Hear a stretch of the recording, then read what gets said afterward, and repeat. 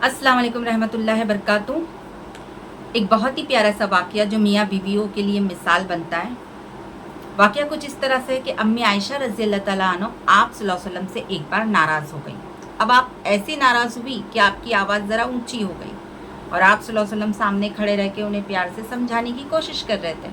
अब इतने में हज़रत अबू बकर सिद्दीक़ रज़ी अल्लाह तआला अन्हु घर में दाखिल हुए और अम्मी आयशा को जब इस तरह से गुस्सा करते हुए देखा तो उन्होंने एक डांट लगाई अपनी बेटी को कि आयशा, ये क्या तरीका है अल्लाह के रसूल से बात करने का? तुम्हारी ये मजाल कि तुम उनकी आवाज़ से अपनी आवाज़ ऊंची करो।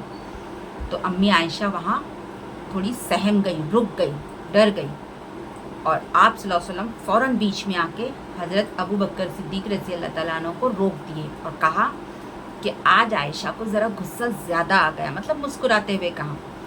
तो अबू बकर सिद्दीक़ रज़ी अल्लाह तआला अन्हु खामोशी से बाहर निकल गए और आप सल्लल्लाहु अलैहि वसल्लम ने अम्मी आयशा की तरफ इत्मीनान से नज़र डालते हुए देखा और कहा कि आयशा, कहो आज मैंने तुम्हें कैसे बचाया।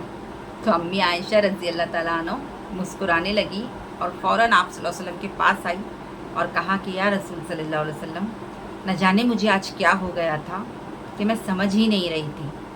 मुझसे ख़ता हुई, मैं गैरतमंद हूँ, मुझे माफ़ कीजिए, मैं शर्मिंदा हूँ, मुझे माफ़ कीजिए। बस दोनों मुस्कुरा दिए। देखिए, गुस्सा जो है ना वो हमारी बॉडी का पार्ट्स है, किसी को भी आ सकता है। जिस तरह कोई दुख की खबर सुन के आँखों में आंसू आते हैं, कोई खुशी की खबर सुन के हंसी आती है, उसी तरह गुस्सा भी आता है। किसी को सही बात पे आता है, किसी को गलत बात पे आता है ना। अंबियाओं को भी गलत बातों पे गुस्सा थोड़ा बहुत ही सही आ जाता था। तो इससे मालूम पड़ता है कि गुस्सा हमारे बॉडी का पार्ट से, हम उसे रोक तो नहीं सकते लेकिन कंट्रोल में तो करने की कोशिश कर सकते हैं, क्या नहीं? तो मियाँ बीवी ध्यान रखे, अगर उस ज़माने के मियाँ बीवी वो थे, आप सल्लल्लाहु अलैहि वसल्लम ने एक मैसेज दिए कि किस तरह से बीवियों को कंट्रोल में किया जाता है। अगर वो आज के होते ना, अगर आज के मियाँ बीवी ले लो, तो अगर इतनी सी बात में इतना बड़ा कलश बढ़ जाता ना, और फिर अब मियाँ के हो या बीवी के हो, रिश्तेदार पूरा सपोर्ट करते लड़ाई को आगे बढ़ाने में, है क्या नहीं? देखें, मियाँ भी सुने और बीवी भी सुने कि अगर कोई आपके झगड़ों के बीच सुलह कराने आता हो तो वो अल्लाह का भेजा हुआ है। और अगर आपको कोई बहकाने आ रहा है, जैसे कि कोई कहते ना कि अरे तेरी बीवी को देख कितना मुँह कर रही है, अरे तेरे शौहर को देख कितना जुल्म करता है, कितनी पाबंदी लगाता है, तो देखो वो शैतान का भेजा हुआ है। चाहे वो भले ही तुम्हारा कोई अपना रिश्तेदार ही क्यों ना हो, क्योंकि शैतान की कोई सूरत नहीं होती है ना, वो बहकाने में आ ही जाता है। और जो अच्छा इंसान रहता है, अल्लाह की तरफ का रहता है, वो हमेशा सुलह कराने की सोचता है। ठीक है, देखिए, जब रात और दिन मिलते हैं, मगरिब का वक्त होता है, तो शैतान समंदर पर अपना तख्त बिछाकर अपने चेले चपाटों को बुलाकर बिठाता है और सबसे पूछता है, तूने आज क्या किया, तूने आज क्या किया, तूने आज क्या किया, हिसाब मांगता है।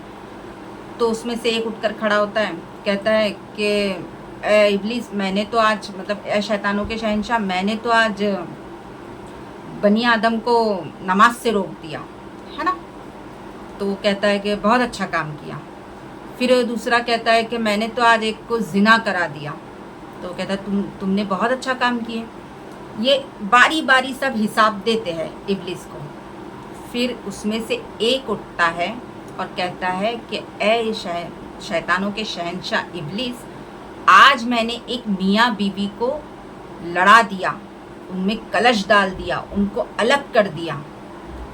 तो वो इब्लीस अपना तख्त छोड़ के उठता है और उसे शाबाशी देता है, उसकी पीठ थपथपाता है, उसे गले से लगाता है और ताली मार कर हंसता है और कहता है कि तूने आज बहुत उम्दा काम किया, बहुत अच्छा काम किया, क्योंकि इसी जोड़े की वजह से मैं जन्नत से निकाला गया, है ना। जब मियाँ बीवी का तलाक होता है, वो अलग हो जाते हैं, तो आसमान भी रोता है।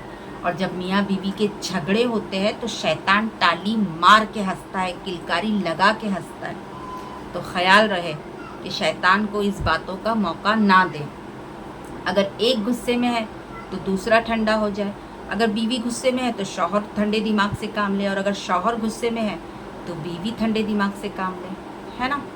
मैं बीवियों से कहूँगी कि अपने शौहर की नाफरमानी ना करो, क्योंकि दुनिया में और आखिरत में आपको उनकी ज़रूरत है, क्योंकि जब तक वो हाथ नहीं देंगे तो तुम कब्र से उठोगे कैसे, है ना। और दुनिया में भी वो है तो आपकी इज्जत है, अगर आप उनकी इज्जत नहीं करोगी तो पूरी दुनिया में कोई भी आपको इज्जत नहीं देगा, है ना।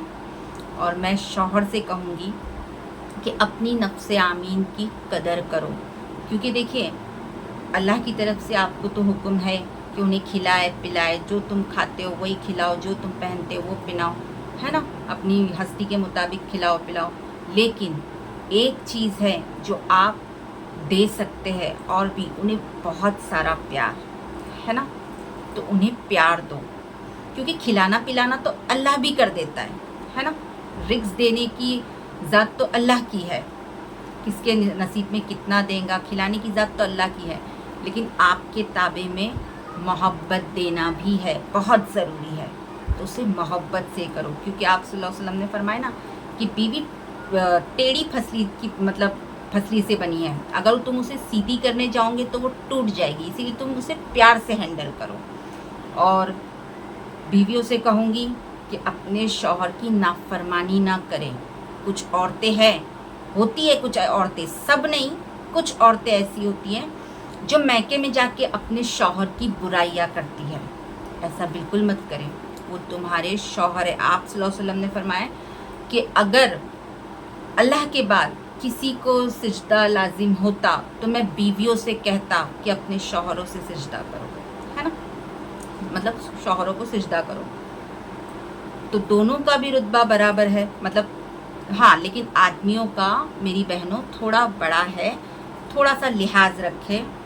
आदमी जब बाहर से थका मांदा आता है तो शिकायतों का टोकरा लेके ना बैठे, ना जाने वो बेचारा किसकी झिड़की खा के आ रहा है, किसकी गाली खा के आ रहा है, कमाने के लिए वो दर दर भटकता है, मेहनत करता है, धूप में, बारिश में, ठंडी में, गर्मी में।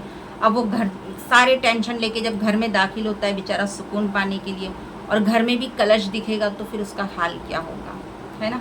अम्मी खतीजा रज़ी अल्लाह ताला अन्हा आप सल्लल्लाहु अलैहि वसल्लम की ऐसी बीवी थी कि आप सल्लल्लाहु अलैहि वसल्लम कहते थे, जब वो दुनिया से पर्दा कर गए थे तो कहते थे कि मेरा साथी चला गया, मेरा दोस्त चला गया।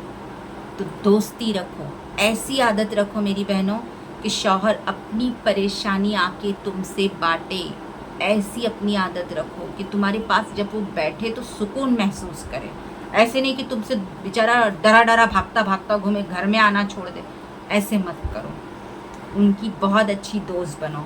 और मैं भाइयों से कहूँगी मेरे कि अपनी बीवी के साथ हुस्न सलूक अच्छा रखो, क्योंकि वो आपकी ज़िम्मेदारी है। आखिरत में उनके हक़ के बारे में भी आपसे बहुत बड़ा सवाल होगा, और बहुत मतलब सख्ती से होगा, क्योंकि वो आपकी जवाबदारी है, वो अल्लाह का दिया हुआ आपके लिए तोहफ़ा है। तो ध्यान रखें, क्योंकि वो भी परेशान होती है। घर में बच्चे ऐसे होते हैं ना कि दिमाग का ब्लास्ट कर देते हैं बच्चे इतने, क्योंकि दुनिया के सारे काम एक तरफ और बच्चे संभालना एक तरफ, ये चुनौती कोई जल्दी एक्सेप्ट नहीं करते, है ना। औरत के बिना आदमी भी अधूरा है, उसका घर संसार भी अधूरा है ना।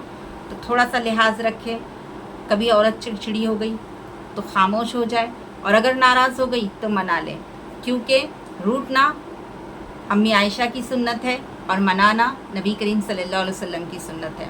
बस हदीसों से चलो तो ज़िंदगी आसान हो जाएगी।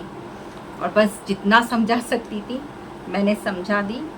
थोड़ा फ़ैन चालू है तो थोड़ा एडजस्ट करना, क्योंकि अगर मैं फ़ैन भी बंद कर देती हूँ, दरवाजे बंद कर देती हूँ ना, तो मुझे अस्थमा की शिकायत है और पसीनों में पूरी मतलब भीग जाती हूँ, बीपी उतरने लग जाता है। तो बस थोड़ा एडजस्ट करते जाना, और जितना मैं समझा सकती थी समझा दी। उम्मीद करती हूँ अल्लाह से कि आपके समझ में आया होगा। तो अपना ध्यान दीजिए और अल्लाह से दुआ कीजिए कि हर जोड़े में अल्लाह मोहब्बत पैदा करे और हर जोड़ा जन्नती जोड़ा बने, इंशाल्लाह। आमीन।